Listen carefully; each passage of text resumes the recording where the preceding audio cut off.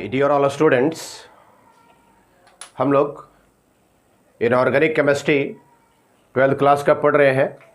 इससे पहले हम लोग जो कर चुके हैं वो ग्रुप नंबर 15 के बारे में कर चुके हैं, दैट इज नाइट्रोजन फैमिली के बारे में हम लोग पढ़ चुके हैं। आज जो हम लोग पढ़ेंगे वो ग्रुप नंबर 16 के बारे में है। ये क्लास 12 का, जिसमें हम लोगों को group number 15, group number 16, group number 17 and group number 18 class 12 में पढ़ना है। तो अब हम लोग स्टार्ट करें ग्रुप नंबर 16। ये इनऑर्गेनिक केमिस्ट्री का पार्ट है। ये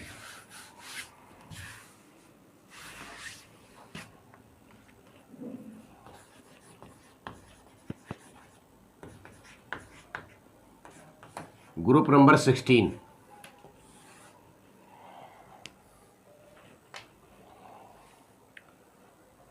ग्रुप नंबर 16 में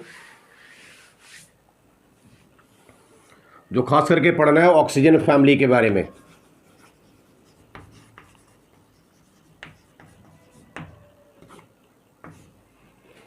आप लोग अपना कॉपी कलम निकाल लें और मेरे साथ नोट्स बनाना शुरू कीजिए।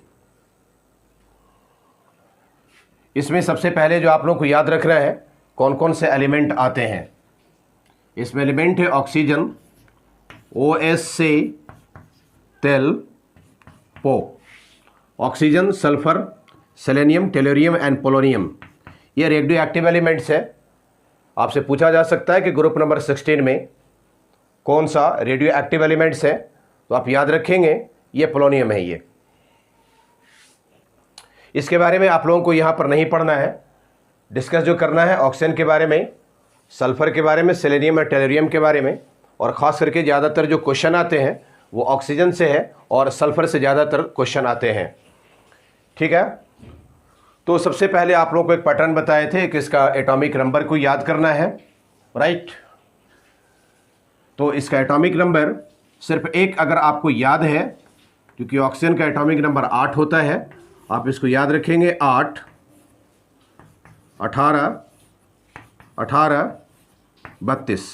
ये पैटर्न चलता है। ये 8, 18, 18, 32, 8, 8 अगर ऐड कर देंगे तो ये हो जाएगा 16 हो जाएगा। सल्फर का एटॉमिक नंबर 16 और 18 को आप जोड़ेंगे 16, 16, 32, 8 और 6 14 हो जाएंगे, 34 हो जाएगा। ये 34 में 18 आप जोड़ देंगे यहाँ पर, 8, 4, 12, 3 और 1 को 4 और 1 को 5 हो जाएगा। ये 8, 4, 12, 3, 1, 4, 1, 5, 52, और इसमें आप 32 जोड़ दें, 2 और 2 ये 4 हो जाएंगे, और 5, 3, 8 हो जाएंगे, 84 हो जाएगा। ये इसका आपका एटॉमिक नंबर हो जाएगा। ठीक है, चलिए मैं आप लोगों के सामने मोहम्मद इब्राहिम और आपका खूबसूरत बहुत ही प्यारा सा channel modern classes Ibrahim sir, आप लोग हमारे साथ बने रहिए। और इस ग्रुप को आज हम लोग कंप्लीट करेंगे, ग्रुप नंबर 16 को। एक पैटर्न आपको बताया गया है, उसी पैटर्न पर आपको ये करना है। अगर इससे पहले आप लोग ग्रुप नंबर 15 नहीं किए हैं तो सबसे पहले ग्रुप नंबर आप 15 आप पढ़ लें। आप YouTube पर टाइप करेंगे modern classes Ibrahim sir, group number 15 या फिर नाइट्रोजन फैमिली, आप इसे अच्छे ढंग से पढ़ लेंगे। उसके बाद फिर आपको ये पैटर्न फिर काफ़ी अच्छे ढंग से समझ में आ जाएगा, राइट। सबसे पहले जो आपको इसमें करना है वो है इलेक्ट्रॉनिक कॉन्फ़िगरेशन के बारे में। क्या इसका इलेक्ट्रॉनिक कॉन्फ़िगरेशन होगा, एक एक पैटर्न को आप लोग जानने की कोशिश करें।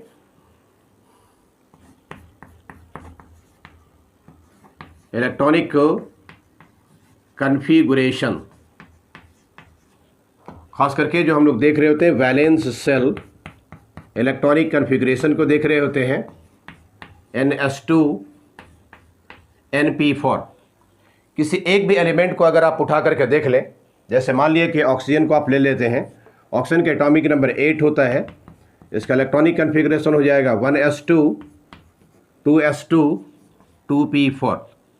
ठीक है, 2, 2, 4 और 4 कितना कर गया, ये 8 कर गया। ये इसी तरह से सल्फ़र का लेंगे आप, ये हो गया 16, 1s2, 2s2, 2p6, 3s2, 3p4, 3s2, 3p4, 2 2 4 6 10, 2 12 और 4 ये 16 हो जाएंगे। That means 2s2, 2p6, 3s2, 3p6। अगला वाला जो पैटर्न चलेगा 4s2, 4p6। अगला वाला जो पैटर्न चलेगा वो 5s2, 5p6। इस तरह से हो जाएंगे। दैट मीन्स आपको याद रखना है कि इसका इलेक्ट्रॉनिक कन्फिग्रेशन ns2, np4 याद रखना है, ठीक है। इसके बाद फिर हम लोग जो बात कर रहे थे वो है एटॉमिक साइज। एटॉमिक साइज चूंकि ग्रुप नंबर हम लोग 16 पढ़ रहे हैं तो इसका जो पैटर्न होगा 16 है, एक आगे और एक पीछे देख लेंगे, 15 को एंड 17 को हम लोग देख लेंगे। Group number 15, 16, 17। क्योंकि आप लोग अच्छे ढंग से जानते हैं कि जब अप से हम लोग डाउन में जाते हैं पीरियोडिक टेबल में तो इसका साइज बढ़ता है, और लेफ़्ट से राइट जब पीरियड में हम लोग जाते हैं तो इसका साइज डिक्रीज़ कर जाता है, ठीक है। तो सबसे जो बड़ा साइज हो जाएगा वो 15 का हो जाएगा, उसके बाद 16 का, उसके बाद फिर हो जाएगा 17 का हो जाएगा। अगर पहला एलिमेंट उठा करके बात करें तो ये नाइट्रोजन हो जाएंगे। नाइट्रोजन के बाद ऑक्सीजन का नंबर आ जाएगा और ग्रुप नंबर 17 में ये फ्लोरीन हो जाएगा, राइट, ठीक है। जब एटॉमिक साइज की बात हो जाती है तब फिर जो क्वेश्चन जो आपके पूछे जाते हैं वो है आयनाइजेशन एनर्जी के बारे में, दैट मीन्स IE के बारे में, ठीक है, IE के बारे में। तो हम लोग यहाँ पर देख लेंगे 15, 16 और 17 में, 15, 16, 17, ठीक है। इसके बारे में क्योंकि आयनाइजेशन एनर्जी के बारे में आप लोग जानते हैं कि 15, 16, 17 जब उस तरफ में लेफ्ट से राइट जब हम लोग जा रहे होते हैं तो इसका आयनाइजेशन एनर्जी बढ़ रहा होता है, ठीक है। दैट मीन्स ये पैटर्न हो जाएगा। बट एक बात आप याद रखेंगे कि ग्रुप नंबर 15 में ये हाफ फिल्ड होते हैं, हाफ फिल्ड होते हैं। जैसे नाइट्रोजन की बात कर लो, ग्रुप नंबर 15 में नाइट्रोजन है, नाइट्रोजन का एटॉमिक नंबर 7 होता है। इसका इलेक्ट्रॉनिक कन्फिग्रेशन लिखेंगे तो हो जाएगा 1s2, 2s2, 2p3। पी वाले में मैक्सिमम से मैक्सिमम हम लोग 6 इलेक्ट्रॉन को रख सकते हैं। इसमें रखा गया 3 रखा गया, हाफ फिल्ड है, इसलिए थोड़ा सी स्टेबिलिटी को ज़्यादा गेन करने का काम करता है। दैट मीन्स ये क्या होता है कि 15 वाले यहाँ पर चले आते हैं और 16 वाले इधर चले आते हैं, तो 16 हो जाएगा, 15 हो जाएगा, उसके बाद 17 हो जाएगा। तो ये पैटर्न चलेगा। दैट मीन्स 16 वाले में ये ऑक्सीजन हो जाएंगे, तब नंबर आ जाएगा 15 में नाइट्रोजन का, उसके बाद फिर नंबर आ जाएगा फ्लोरीन का। तो ये पैटर्न हो जाएगा ऑक्सीजन का, नाइट्रोजन का, फ्लोरीन का, ठीक है। आप याद रखेंगे इसको। 2 बातें यहाँ पर आ गई हैं, एटॉमिक साइज के बारे में, आयनाइजेशन एनर्जी के बारे में। एटॉमिक साइज में पीरियड में इस तरह से 15, 16, 17, 15 वाला ग्रेटर देन हो जाएगा 16, उसके बाद ग्रेटर देन हो जाएंगे 17 का। एक एलिमेंट कम से कम पहला जो वो फर्स्ट एलिमेंट है ग्रुप का, उस एलिमेंट को आप याद रखें, ठीक है। तो इस तरह से इसका फिर आयनाइजेशन एनर्जी 17 तक जाते जाते इस तरह से ये इंक्रीज कर रहे होते हैं। बट 15 वाले के साथ में क्या बताया कि हाफ फिल्ड होते हैं, ये हाफ फिल्ड होता है, जिसके कारण इसका आयनाइजेशन एनर्जी का पैटर्न चेंज हो जाता है। 16, उसके बाद फिर 15, तब जा करके 17 हो जाता है। 16 वाले में ऑक्सीजन, उसी तरह से 15 वाले में नाइट्रोजन और 17 वाले में ये हो जाएंगे फ्लोरीन हो जाएंगे, ठीक है। ठीक है बाबू लोग, ओके। चलिए मिटाते हैं इसको। फिर इसके बाद जो है सो हम लोग देखने का जो काम करेंगे,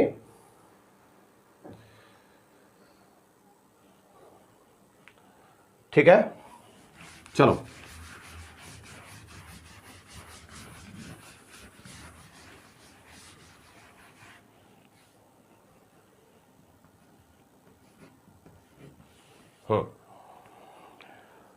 आगे फिर हम लोग बात कर रहे होते हैं इलेक्ट्रॉन एफिनिटी की बात कर रहे होते हैं। इलेक्ट्रॉन एफिनिटी का जो पैटर्न होता है बिल्कुल सेम चल रहा होता है। मतलब इसमें जिस तरह से आयनाइजेशन एनर्जी में चेंजेज आ रहा था 15 वाले 16 वाले की जगह पर चला जाता है, ऐसा इसमें नहीं होता है। इलेक्ट्रॉन एफिनिटी, इलेक्ट्रॉन एफिनिटी हम लोग बात किए 15 का, 16 का, 17 का, इस ग्रुप के हम लोग बात किए। इलेक्ट्रॉन एफिनिटी का पैटर्न आप इस तरह से याद रखेंगे। 15 वाले में नाइट्रोजन, उसके बाद फिर ऑक्सीजन, उसके बाद फिर 17 वाले में क्या हो जाएगा, ये फ्लोरीन हो जाएंगे। उसी तरह से दूसरा ग्रुप में हो जाएगा, फिर तीसरे वाले में हो जाएंगे। इस तरह से ये पैटर्न ये चल रहे होते हैं। ओके,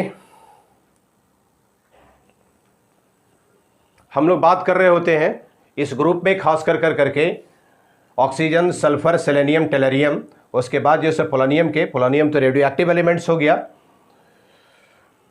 तो ऑक्सीजन और सल्फर का जो खास करके जो क्वेश्चन आ रहे होते हैं ऑक्सीजन से और सल्फर से, तो इसके पाई बॉन्ड के बारे में जरा से जानने की कोशिश करें हम लोग, क्योंकि क्वेश्चन यहां पर से आता है। ये पाई बॉन्ड, ऑक्सीजन में पाई बॉन्ड बनता है जबकि सल्फर में पाई बॉन्ड नहीं बनते हैं, क्यों? ऑक्सीजन सबसे पहले जो है सो आप उठा लें इसको, ऑक्सीजन का, ऑक्सीजन के एटॉमिक नंबर 8 हो गया। इसका इलेक्ट्रॉनिक कन्फिग्रेशन लिखिए 1s2 2s2 और ये 2p4 हो गया। ठीक है, दैट मीन्स 2s वाले में 2 इलेक्ट्रॉन अप डायरेक्शन में, डाउन डायरेक्शन में। उसी तरह से 2p वाले में बात करोगे, 2p वाले में बात करेंगे 1 इलेक्ट्रॉन, 2 इलेक्ट्रॉन, 3 इलेक्ट्रॉन और इसमें 4 इलेक्ट्रॉन है। ये चौथा इलेक्ट्रॉन यहाँ पर आ जाएगा। इसमें दो अनपेयर्ड इलेक्ट्रॉन यहाँ पर है, इसलिए यहाँ पर जो बॉन्ड का फॉर्मेशन कर रहा होता है ऑक्सीजन के साथ में, ऑक्सीजन और ऑक्सीजन के साथ में एक सिग्मा बॉन्ड का फॉर्मेशन कर रहा होता है और एक पाई बॉन्ड का फॉर्मेशन कर रहा होता है।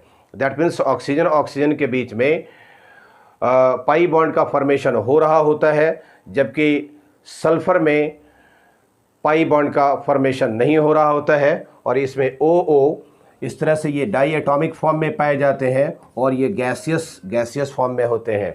ऑक्सीजन ये गैसियस फॉर्म में पाए जाते हैं।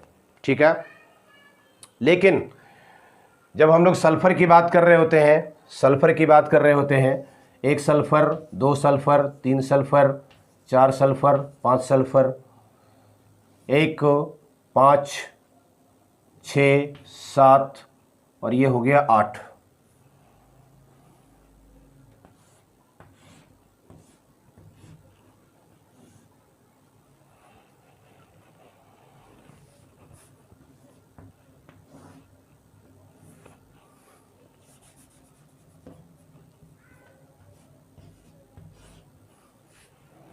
थोड़ा सा इसको इस तरह से और लिख दो यहाँ पर।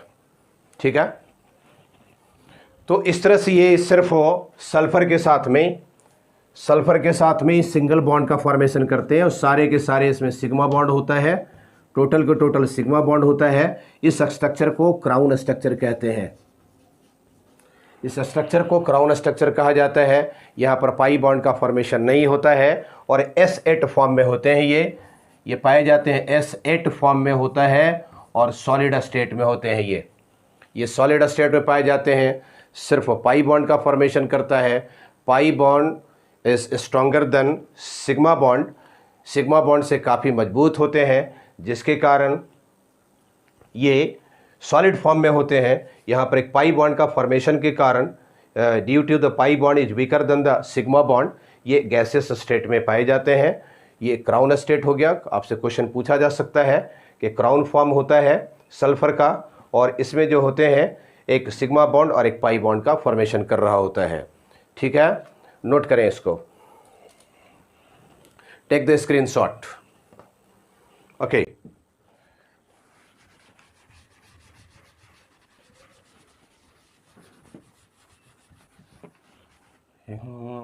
बात अच्छे ढंग से समझ में आ रही होगी आप लोगों को।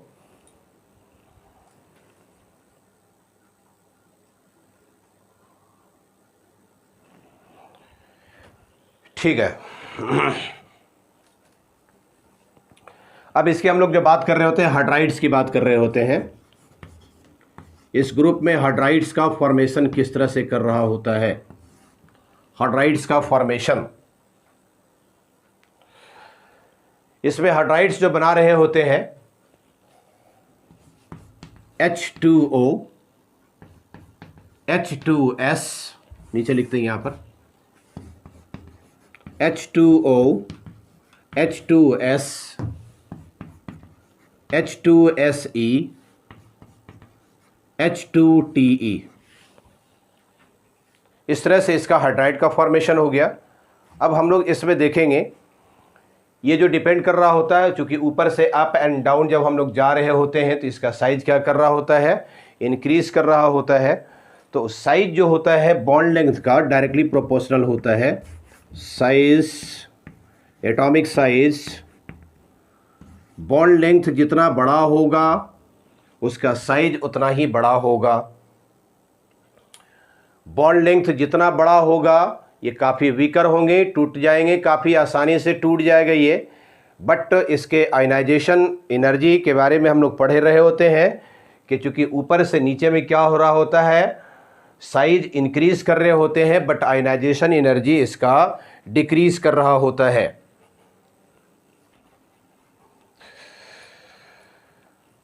तो इसके जो बॉन्ड एनर्जी होते हैं, बॉन्ड लेंथ बढ़ने के कारण इसका बॉन्ड एनर्जी वीकर हो जाता है, इसलिए ये इन्वर्सली प्रोपोर्शनल हो जाते हैं। बॉन्ड लेंथ का बॉन्ड एनर्जी इन्वर्सली प्रोपोर्शनल होते हैं। ठीक है। इसी तरह से स्टेबिलिटी, जितना इसका बॉन्ड लेंथ बढ़ेगा उसका स्टेबिलिटी भी डिक्रीज कर जाएगा। थर्मल स्टेबिलिटी खास करके याद रखोगे, thermal stability, thermal stability. Okay, मतलब गर्म करने पर, हीटिंग करने पर कितना आसानी से ये टूट जाता है। जितना आसानी से टूट जाएगा उसकी थर्मल स्टेबिलिटी उतना ही उसका कम होगा। ठीक है। साइज बढ़ेंगे, बॉन्ड लेंथ बढ़ेगा। साइज जितना उसका बड़ा होगा बॉन्ड लेंथ बड़ा होगा, जिसके कारण ये आसानी से टूट जाएंगे। दैट मीन्स इसका एसिडिक नेचर भी डायरेक्टली प्रोपोर्शनल हो जाएगा।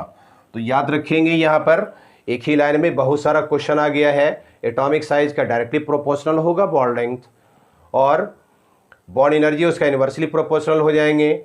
इसका थर्मल स्टेबिलिटी इन्वर्सली प्रोपोर्शनल हो जाएगा, और एसिडिक नेचर एटॉमिक साइज का, बॉन्ड लेंथ का, इसके बिल्कुल डायरेक्टली प्रोपोर्शनल होंगे। ठीक है। हम लोग बॉन्ड लेंथ की बात कर लें। दैट मीन्स एटॉमिक साइज जितना ये होगा ऊपर से नीचे आने पर H2O का सबसे छोटा हो जाएगा।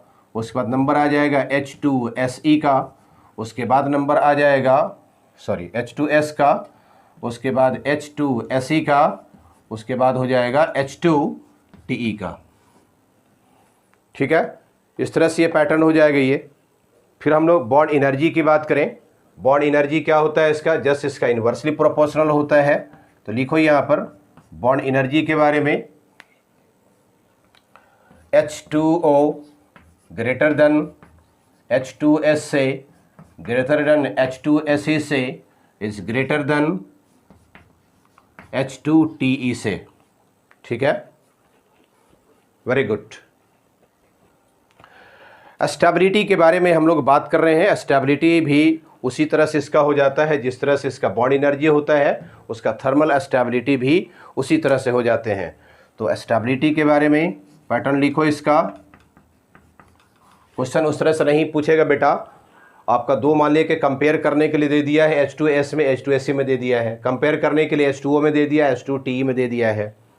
तो इसका बॉन्ड लेंथ किसका बड़ा होगा, किसका छोटा होगा? H2O का बिल्कुल ही छोटा हो जाएगा H2TE से।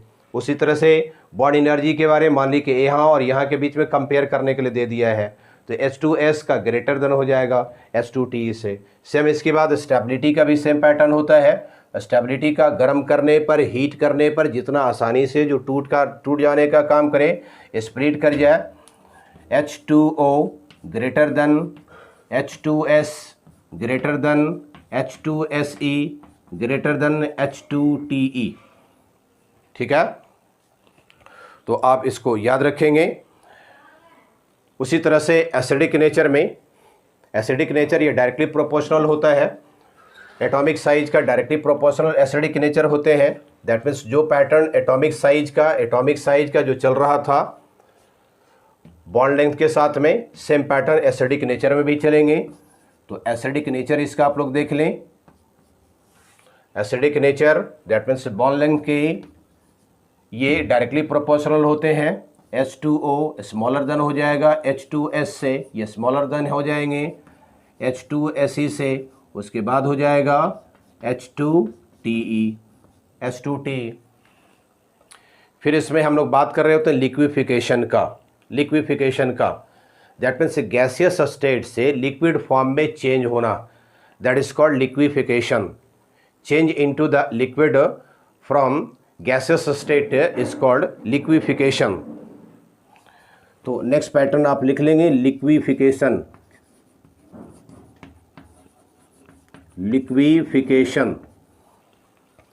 लिक्विफिकेशन जो डिपेंड कर रहे होते हैं ये हाइड्रोजन बॉन्ड पर और वंडर वाल फोर्सेस पर ये डिपेंड कर रहे होते हैं। वंडर वाल फोर्सेस ये डायरेक्टली प्रोपोर्शनल हो जाता है बॉन्ड लेंथ का, दैट मीन्स एटॉमिक साइज के ये डायरेक्टली प्रोपोर्शनल हो जाते हैं।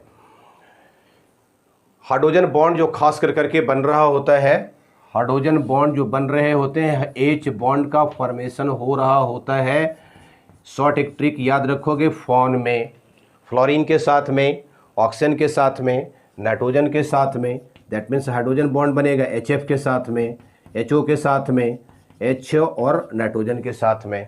फ्लोरीन के साथ हाइड्रोजन बॉन्ड बनते हैं, ऑक्सीजन के साथ हाइड्रोजन बॉन्ड बनते हैं, नाइट्रोजन के साथ हाइड्रोजन बॉन्ड बनते हैं। ये पक्का है, बिल्कुल फिक्स है कि यहाँ पर हाइड्रोजन बॉन्ड का फॉर्मेशन करेगा।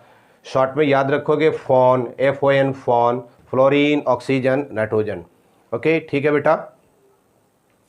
तो यहाँ पर एक देखो कि हाइड्रोजन है तो सबसे ज़्यादा जो हो जाएगा हाइड्रोजन का हो जाएगा, दैट मीन्स यहाँ पर वाटर, इसमें वाटर का हो जाएगा।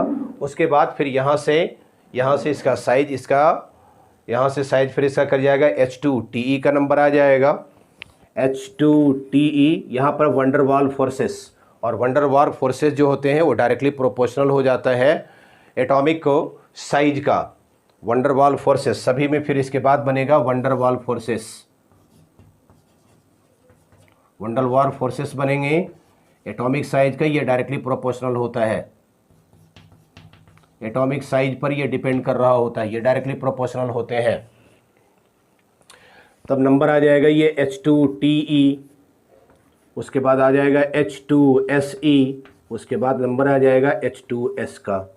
तो ये इसका लिक्विफिकेशन हो गया। बहुत सारे पैटर्न आ गया यहाँ पर, एटॉमिक साइज हो गया, बॉन्ड लेंथ हो गया, बॉन्ड एनर्जी हो गया, स्टेबिलिटी इसका हो गया, इसका एसिडिक नेचर हो गया, लिक्विफिकेशन हो गया। आप इतने पूरे पैटर्न को याद रखेंगे, जेई में, आपके नीट लेवल में और आपके बोर्ड लेवल में यहाँ से बहुत सारा क्वेश्चन बनता है। ठीक है, नोट कर लें।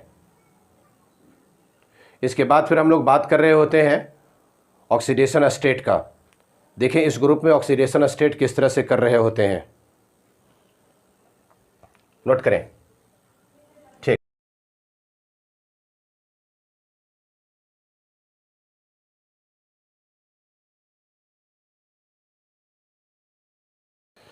Oxidation state,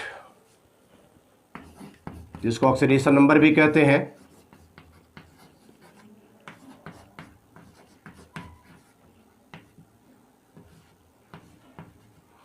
oxidation state short में इसको बोलते हैं OS, एन ऑक्सीडेशन नंबर भी इसको कहा जाता है। जैसे मान लिए कि हम लोग सल्फर की बात करें या फिर ऑक्सीजन की बात करें हम लोग,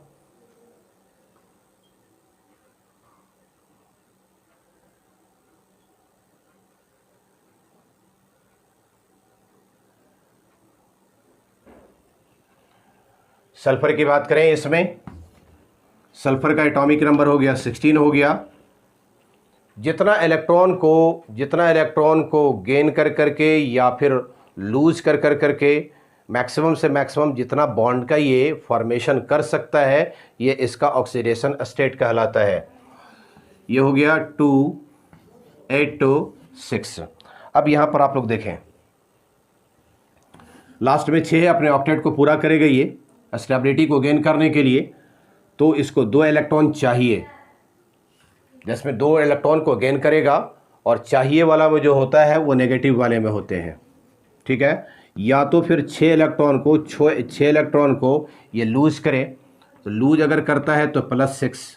तो याद रखेंगे इसका ऑक्सीडेशन स्टेट -2 से लेकर करके +6 तक हो जाता है। लेकिन इसका जनरल ऑक्सीडेशन स्टेट जो हो रहा होता है, जनरल ऑक्सीडेशन स्टेट, इसको आपको याद कर जाना है। -2 होता है, +2 होता है, +4 होता है और +6 होता है।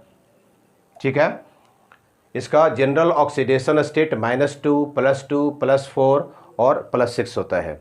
उसी तरह से ऑक्सीजन की बात कर लें, उसी तरह से ऑक्सीजन की हम लोग ऑक्सीडेशन स्टेट की बात करें तो नॉर्मल आप याद रखेंगे बिल्कुल 98% ऑक्सीजन का -2 ऑक्सीडेशन स्टेट होता है। ऑक्सीडेशन नंबर -2 होता है 98%। लेकिन कुछ ऐसे हैं जैसे पर ऑक्साइड में -1 भी करता है, ये पर ऑक्साइड में -1 करता है। ठीक है, इसी तरह से जब हम लोग सुपर ऑक्साइड की बात कर रहे होते हैं तो ये -1/2 भी करते हैं, -1/2 सुपर ऑक्साइड में। ठीक है, तो -2 हो गया जो कि जनरल पैटर्न हो गया ये कि ऑक्सीजन का ऑक्सीडेशन स्टेट 98% -2 ही होगा।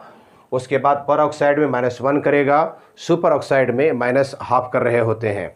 ठीक है, इसके अलावा ये +1 भी दिखला रहे होते हैं, +1 ऑक्सीडेशन स्टेट भी दिखला रहे होते हैं। और ख़ास करके ये क्वेश्चन पूछा जाता है कि +1 ऑक्सीडेशन ये कहाँ पर दिखला रहे होते हैं। ये दिखलाता है O2F2 के साथ में, O2F2 के साथ में। ठीक है, इसी तरह से ये +2 ऑक्सीडेशन स्टेट को भी शो करने का काम करता है, +2 ऑक्सीडेशन स्टेट भी दिखलाता है और ये खास करके दिखला रहा होता है OF2 में। तो ऑक्सीजन का ऑक्सीडेशन स्टेट 98% जो आपको याद रखना है बेटा, -2 याद रखना है, -1/2 पर ऑक्साइड में बनाते हैं, -1/2 सुपर ऑक्साइड में बनाता है और +1/2 हो O2F2 में खास करके करता है। ये क्वेश्चन पूछता है, उसी तरह से +2 कर रहे होते हैं OF2 में, ये दिखला रहा होता है। ओके, ठीक है, नोट करें, इसको नोट करें। तो सल्फ़र वाले में आपका हो गया -2, +2, +4, +6 हो गया। ठीक है, और सेलेनियम में टेलुरियम में आप याद रखेंगे +2, +4, +6 यहीं पर लिख देते हैं। सेलेनियम में और टेलुरियम में +2, +4, +6 आप इसको भी याद रख जाएंगे, आपको याद हो जाना चाहिए। चलो टेक द स्क्रीनशॉट। बात आ रही है समझ में? राइट। हो चलो, पढ़ने मज़ा आ रहा होगा, अच्छे ढंग से आप लोग नोट्स बनाते रहें और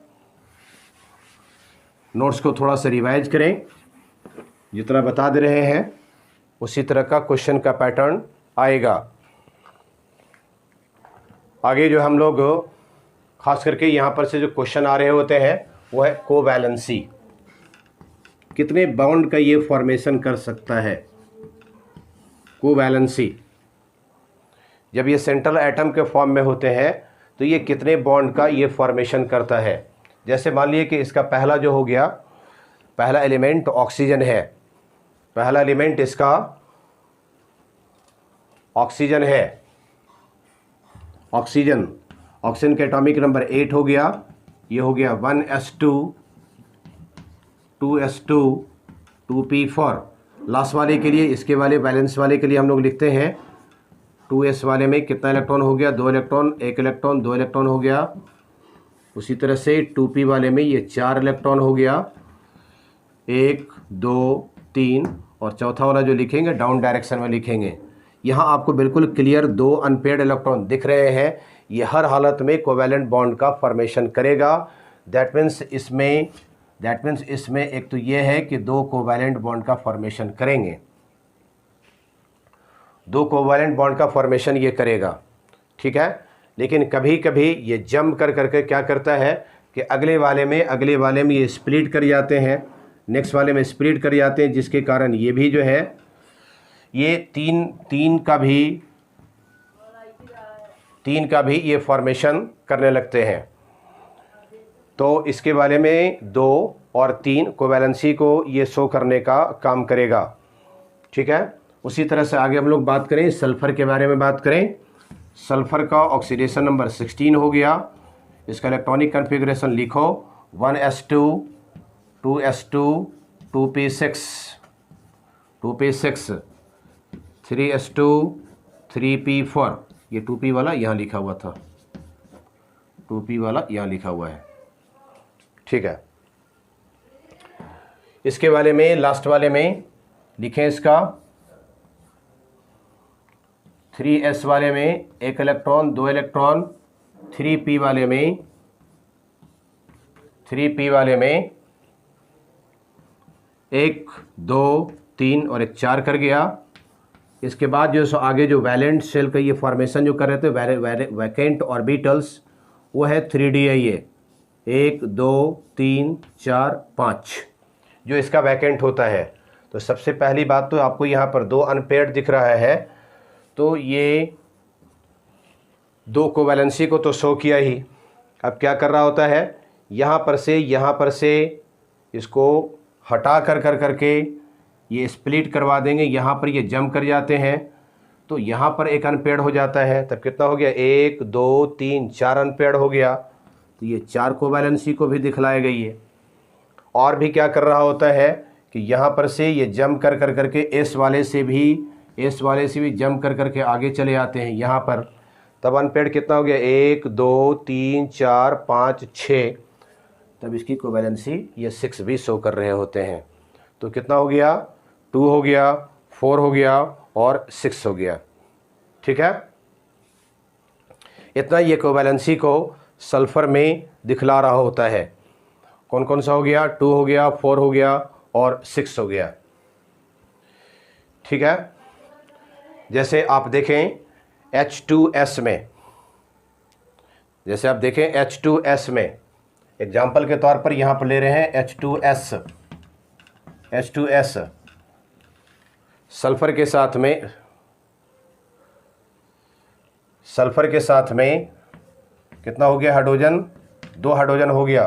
दैट मीन्स यहाँ पर जो कोवैलेंसी शो किया ये 2 शो करने का काम किया, ठीक है। आगे बात करो SO2 का, SO2, तो क्या कर जाएगा, SO2 में ये सल्फ़र हुआ, ये 1 ऑक्सीजन और 2 ऑक्सीजन हो गया। दैट मीन्स यहाँ पर 4 बॉन्ड का फॉर्मेशन कर रहा है। दैट मीन्स इसका कोवैलेंसी कितना हो जाएगा, यहाँ पर ये 4 शो करने का काम करेगा। इसको याद रखना, 2 4 6 ये कोवैलेंसी दिखलाता है। तो 2 बन गया किसके वाले में, H2S वाले में। SO2 में कितना हो गया, 4 हो गया। उसी तरह से नेक्स्ट एग्जाम्पल SO3 में 1 S हो गया, सल्फ़र हो गया, 1 ऑक्सीजन 2 ऑक्सीजन, यहाँ पर तीसरा ऑक्सीजन, यहाँ पर बॉन्ड का फॉर्मेशन 1 2 3 4 5 6। दैट मीन्स यहाँ पर कोवैलेंसी जो दिखलाएगा वो 6 दिखलाएंगे, ठीक है। इसी तरह से SF6 में भी दिखला रहे होते हैं। इसी तरह से SF6 में भी 6 कोवैलेंसी को शो करने का काम करेगा। SF6 सल्फ़र के साथ में 6 फ्लोरीन आकर के जुटेगा। That means 6 fluorine single bond का फॉर्मेशन करेगा।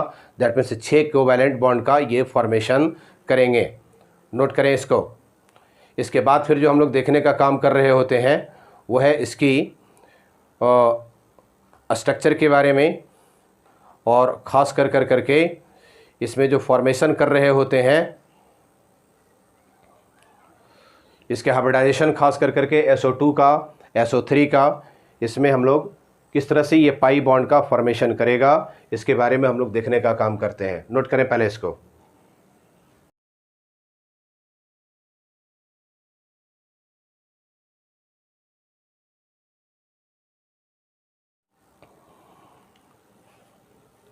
हाइब्रिडाइजेशन,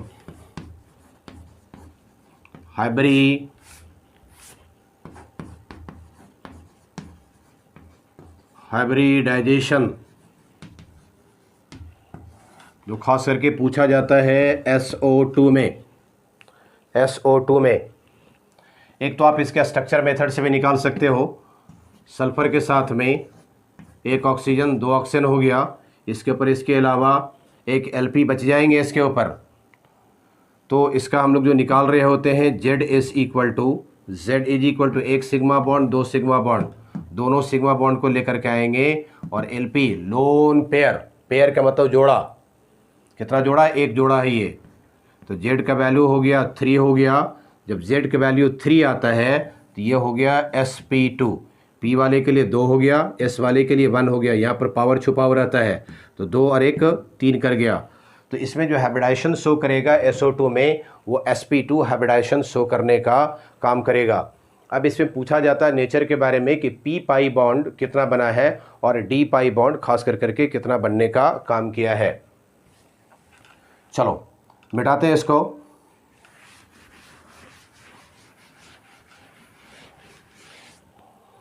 देखें सल्फर के एटॉमिक नंबर 16 हो गया, ये हो गया 1s2 2s2 2p6 3s2 3p4। Last वाले इसका लिखें 3s वाले में 1 इलेक्ट्रॉन 2 इलेक्ट्रॉन और 3p वाले में कितना हो गया, 1 इलेक्ट्रॉन 2 इलेक्ट्रॉन 3 इलेक्ट्रॉन और एक चौथा इलेक्ट्रॉन। ठीक है, दैट मीन्स यहाँ पर जो दिख रहा है वो आपको 2 अनपेयर्ड दिख रहे हैं। इसके बाद जो होते हैं 3d का वैकेंट ऑर्बिटल्स होता है 3d का। ठीक है, यहाँ पर ये वैकेंट भी दिख रहे होते हैं। आगे आ जाओ, SO2 की हम लोग बात कर रहे हैं, SO2 की बात कर रहे हैं। इसमें ऑक्सीजन कितना हो गया,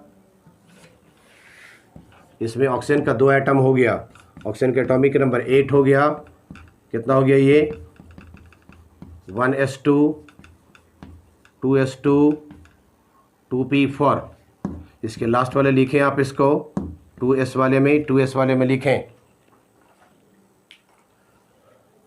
2s वाले में लास्ट वाले के लिए हम लोग लिख रहे होते हैं 1 इलेक्ट्रॉन 2 इलेक्ट्रॉन और ये 2p वाले में 4 इलेक्ट्रॉन है, 1 इलेक्ट्रॉन 2 इलेक्ट्रॉन 3 इलेक्ट्रॉन और एक चौथा इलेक्ट्रॉन। ठीक है, ओके। इसी तरह से दूसरा वाला ऑक्सीजन के लिए भी इस बात को आप लिख जाएंगे, दूसरे वाले ऑक्सीजन के लिए भी इस बात को आप लिख जाएं। ये 2s हो गया, जिस तरह से ये ऊपर वाला लिखा हुआ उसी तरह से इसको भी लिख जाएं आप। ये हो गया 2p हो गया, इसके वाले में 1 2 3 और एक 4 हो गया, जैसे ऊपर लिखा हुआ है वैसे नीचे लिख जाना है इसको। अब यहाँ पर देखो कि ऑक्सीजन के साथ में 1 2 3 4 अनपेयर्ड इलेक्ट्रॉन हो गए हैं, जबकि आपको यहाँ पर 2 ही अनपेयर्ड इलेक्ट्रॉन दिख रहा है। ये क्या करेंगे, यहाँ पर से इसको जम करवा देंगे, आप यहाँ पर जम करवा देंगे यहाँ पर, तो यहाँ पर आ जाएगा ये यहाँ पर से ये खाली हो जाएगा। ये तब कितना हो गया अनपेयर्ड, 1 हो गया 2 हो गया 3 हो गया और ये 4 हो गया, ये यहाँ पर से खाली हो गया, ये यहाँ पर से खाली हो गया। तो अब देखो फर्स्ट टाइम में इसके साथ में जो स्ट्रक्चर का फॉर्मेशन किया सल्फ़र के साथ में 1 ऑक्सीजन और 2 ऑक्सीजन SO2 के साथ में। एक तो पहला वाला जो कर रहा होता है सिग्मा बॉन्ड का फॉर्मेशन, एक सिग्मा बॉन्ड का फॉर्मेशन, क्लियर है ये। इसके अलावा यहाँ पर इसके LP भी बच रहे होते हैं, LP आप दिखला भी सकते हो नहीं भी दिखला सकते हो, कोई बात नहीं है। बट अब देखो यहाँ पर 3p के साथ में और यहाँ पर 2p के साथ में, 3p के साथ और 2p के साथ में एक यहाँ पर ये किया, ये तो इसको लिखना 3p के साथ में और 2p के साथ में किया। इधर से लिखो 2p, इधर से लिखो 3p। एक वाले के साथ में ये हो गया, फिर उसके बाद जो है इसके साथ में यहाँ पर 3p के साथ में और 2p के साथ में, 3p के साथ और 2p के साथ।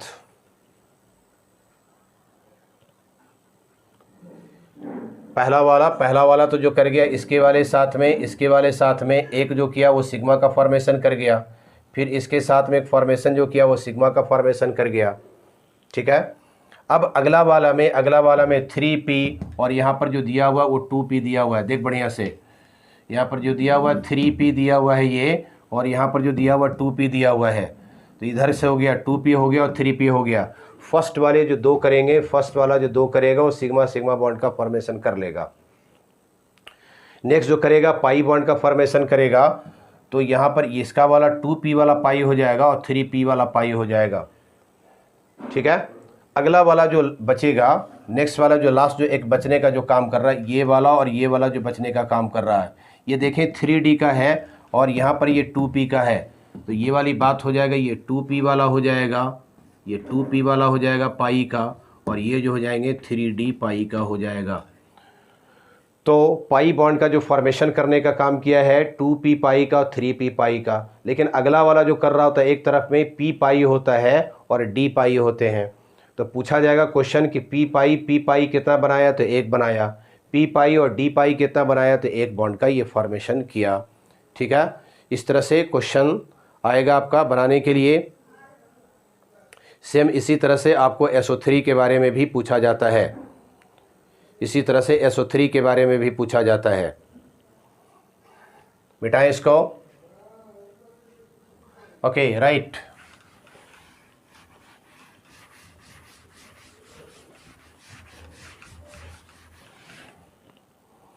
इसी तरह से आप निकाल लेंगे SO3 के लिए। SO3 के लिए, सल्फर के लिए लिख जाए आप इसको। सल्फर के लिए पहले एटॉमिक नंबर 16 286 कर गया, 286। इलेक्ट्रॉनिक कन्फिग्रेशन लिखें इसका 1s2 2s2 2p6। इसके बारे में 3s2 3p4। लास्ट वाले लिखें आप इसको 3s वाले को, 3s वाले को लिखें 1 इलेक्ट्रॉन 2 इलेक्ट्रॉन। 3p वाले में 4 इलेक्ट्रॉन है, 1 इलेक्ट्रॉन 2 इलेक्ट्रॉन 3 इलेक्ट्रॉन और एक चौथा इलेक्ट्रॉन हो जाएगा। उसी तरह से बगल में इसका खाली होता है d वाला, 3d वाला, इसका जस्ट इसकी एनर्जी लगभग बराबर होते हैं और ये खाली वैकेंट पड़ा हुआ रहता है। क्या बात किए थे हम लोग, ये वाला जम कर करके यहाँ पर आ जाएगा, ये वाला जम कर करके यहाँ पर आ जाएगा। ठीक है, तो ये वाला जम करके यहाँ पर आ गया, यहाँ पर से ये खाली हो जाएंगे। तब कितना हो गया, ये 1 2 3 और एक कितना कर गया, 4 कर गया ये। ठीक है, ओके। इसके बारे में भी हाइब्रिडाइजेशन शो कर रहा होता है sp2, याद रखेंगे, इसमें भी हाइब्रिडाइजेशन शो कर रहे होते हैं sp2। ऑक्सीजन इसके साथ में कितना हो गया, 3 ऑक्सीजन हो गया, इसके साथ में 3 ऑक्सीजन हो गया है। एक ऑक्सीजन के लिए बात करो, 8 हो गया, ये हो गया 2 और 6 हो गया। इलेक्ट्रॉनिक कन्फिग्रेशन लिखे इसका 1s2 हो गया, 2s2 और ये 2p4। लास्ट वाले के लिए आप लिखें यहाँ पर, ये हो गया 2s वाले में 2 इलेक्ट्रॉन हो गया, 2 इलेक्ट्रॉन हो गया। 2p वाले में 4 इलेक्ट्रॉन, 1 इलेक्ट्रॉन 2 इलेक्ट्रॉन 3 इलेक्ट्रॉन और एक चौथा इलेक्ट्रॉन हो गया। ऑक्सीजन का एटम जो दिया हुआ है 3 एटम दिए हुए हैं, ऑक्सीजन का 3 एटम दिया हुआ है, दैट मीन्स ऐसा आपको 3 टाइम्स बना लेना है। 2s हो गया, जैसे दिया हुआ है वैसे एकदम सीधी बना जाए इसको। 2p हो गया, ये 1 2 3 और एक 4 कर गया। नेक्स्ट वाले भी ऑक्सीजन के लिए, एक ऑक्सीजन के लिए हुआ ये, दूसरा ऑक्सीजन के लिए हो गया ये, तीसरा ऑक्सीजन के लिए हो जाएगा 2s हो गया, 2p वाले में 1 हो गया, 2 हो गया, 3 हो गया और एक 4 हो गया। अब देखो यहाँ पर 1 2 3 4 5 6 इसमें जो पाए जा रहे हैं अनपेयर्ड इलेक्ट्रॉन पाए जा रहे हैं। यहाँ पर मिला आपको 1 2 3 4 मिल गया। क्या करेंगे आप, इसको भी जम कर करके आप यहाँ पर कर देंगे, इसको जम कर करके यहाँ पर कर देंगे आप। ठीक, तो फर्स्ट टाइम में जो कर जाएगा ये सब के सब जो है सो ये मिक्सअप करेंगे, ये टोटल के टोटल ये मिक्सअप करता है ये। और ये फॉर्मेशन क्या कर लेगा, ये एक सल्फ़र के साथ में 3 ऑक्सीजन, 1 हो गया, 2 हो गया और 3 हो गया। ये 1 oxygen 2 oxygen 3 oxygen. First time में जो कर रहा होता है वो यहाँ से इसके साथ में जो अनपेयर्ड वाला है इसके साथ में किया ये, तो एक सिग्मा बॉन्ड का फॉर्मेशन कर गया। फिर उसके बाद जो है दूसरे वाले के साथ में इसके साथ में किया, फिर एक सिग्मा बॉन्ड का फॉर्मेशन कर गया, फिर तीसरे वाले ऑक्सीजन के साथ में तीसरे वाला ऑक्सीजन का अनपेड जो दिख रहा है यहाँ पर दिख रहा है, ये इसका अनपेड वाला तीसरा वाला और अनपेड वाला यहाँ पर दिख गया, तो एक सिग्मा बॉन्ड का यहाँ पर फॉर्मेशन कर गया। तो 1 हो गया, 2 हो गया, 3 हो गया। जो क्वेश्चन जो पूछा जाएगा वो आपसे पूछा जाएगा पाई के बारे में। तो यहाँ पर से हो गया 3 पाई, ये वाला हो गया और ये वाला हो गया 2p हो गया। तो इसका वाला और इसका वाला, तो इधर से हो गया ऑक्सीजन का 2p हो गया और इधर से हो गया 3p का हो गया, ये भी पाई हो गया, ये भी पाई हो गया। चलो यहाँ तक फिनिश हो गया। अगला वाला जो कर जाएगा, नेक्स्ट वाला जो इसके साथ में करेगा वो ये डी वाले में है और ये पी वाले में है। तो नेक्स्ट जो कर जाएंगे 2p वाले में और 3d वाले में, दैट मीन्स यहाँ पर पाई बॉन्ड का फॉर्मेशन। फिर देखो 3d में एक अनपेड है, दैट मीन्स यहाँ 3d लिख दो और ये अनपेड जो बच रहा है वो 2p वाले में बच रहे हैं, 2p वाले में। तो यहाँ पर से पाई कर गया, यहाँ पर से पाई कर गया।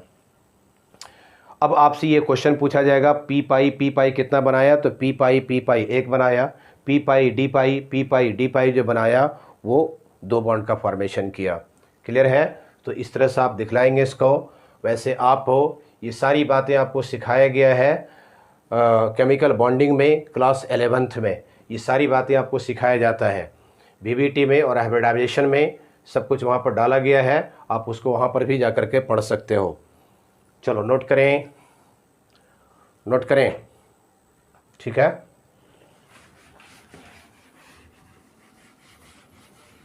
चलो एक पॉइंट की और बात करें, उसके बाद फिर लेक्चर को फिनिश करेंगे। ये ग्रुप नंबर 16 फिनिश हो जाएगा। जितनी सारी बातें हैं, जितना सारा निचोड़ हो सकता था, सारी बातों को आपके सामने जो है सो लगभग जो है सो रख दिया गया है। और जितनी सारी बातें रखा गया, करीब 90% क्वेश्चन यहीं पर से पूछे जाते हैं। अब आपसे जो पूछा जाता है H2SO4 के स्ट्रक्चर के बारे में, H2SO4 का स्ट्रक्चर क्या होगा, H2SO4। सल्फ़र को आप सेंट्रल एटम बनाओगे और इसके साथ में 4 ऑक्सीजन जुटा हुआ है। एक ऑक्सीजन हो गया, दूसरा ऑक्सीजन हो गया, ये OH के साथ में, तीसरा OH के साथ में, H2SOO4 हो गया ये, ठीक है। इसमें आपसे पूछा जा सकता है एक सिग्मा बॉन्ड, 4 सिग्मा बॉन्ड, एक पाई हो जाएगा, यहाँ पर एक पाई हो जाएगा, ठीक है। इसमें से हम लोग जो निकाल सकते हैं, इस ऑक्सीजन के साथ में एक हाइड्रोजन जुटा हुआ, एक हाइड्रोजन इसके साथ में जुटा हुआ है। जितने इसके हाइड्रोजन को हम लोग इसके ऑक्सीजन के साथ में जुटा हुआ, उतने हाइड्रोजन को हम लोग इसके खींच सकते हैं बाहर को। दैट मीन्स इसका जो बेसिसिटी हो जाएगा, कितना हो जाएगा इसका, 2 टाइम्स ये जुड़ा हुआ है, 2 टाइम्स हो जाएगा। इसी तरह से पूछा जाएगा आपको H2SO3 का, एक सल्फ़र हो गया, एक ऑक्सीजन हो गया, दूसरा ऑक्सीजन हो गया और एक टाइम में हो गया आपका H हो गया और फिर कितना हो गया इसके साथ में OH।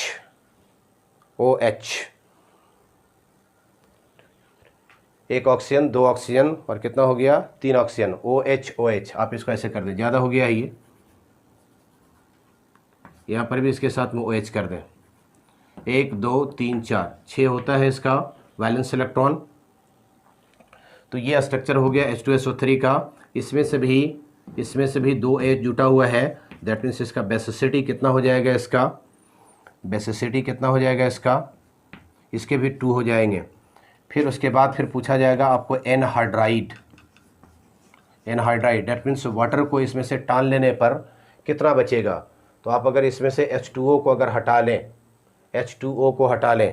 तो फिर क्या बच जाएगा इसके साथ में, फिर H2O को यहाँ पर से आप हटा लें, तब ये फॉर्मेशन किस चीज़ का कर जाएगा, S बच जाएगा। इसके वाटर को जो है सो आप खींच लें, तो खींचने के बाद में जो इसका एनहाइड्राइड बच रहा होगा, कितना बचेगा इसमें, बताएं इसको, बोलो। इसका एनहाइड्राइड हो जाएगा SO3, ठीक। देखें क्या बात की है, इसमें से जो निकाल लेना है H2O को निकाल लेना है, H2O को निकाल लेना है। तो 2 हाइड्रोजन तो निकल गया, एक ऑक्सीजन निकल गया, तो सिर्फ 3 ऑक्सीजन इसका बचा और एक सल्फ़र बच गया। उसी तरह से इसका H2O को निकाल लें तो इसका जो एनहाइड्राइड का जो फॉर्मेशन हो जाएगा, एनहाइड्राइड का फॉर्मेशन हो जाएगा वो आएगा SO2। H2O को यहाँ पर से H2O को बाहर कर दें तो SO2 बच जाएगा, तो एनहाइड्राइड इसका SO2 हो जाएगा, इसका बेसिसिटी 2 हो जाएगा, इसका H2SO4 का स्ट्रक्चर ये हो जाएगा, आपका H2SO3 का यह स्ट्रक्चर हो जाएगा। ये सारी बातें आप लोगों के सामने जो रखा गया है वो ग्रुप नंबर 16 से रिलेटेड जितना सारा क्वेश्चन आपके सामने बन सकता था, सारे क्वेश्चन के व्यू से, बोर्ड लेवल के हिसाब से, नीट लेवल के हिसाब से और जेई लेवल के हिसाब से आपके सामने रख दिया गया है। आप प्रैक्टिस करना शुरू करेंगे, क्वेश्चन आपसे बन जाएगा। उम्मीद करते हैं कि आप अच्छे ढंग से क्वेश्चन को करेंगे। सबसे पहले लेक्चर को काफ़ी बढ़िया ढंग से करें आप लोग, इसका नोट्स तैयार करें और नोट्स तैयार करने के बाद में इससे रिलेटेड जितने सारे ऑब्जेक्टिव क्वेश्चन हो सकता है उस क्वेश्चन को आप बनाना शुरू करेंगे। ठीक है, okay, bye, that's all, thank you.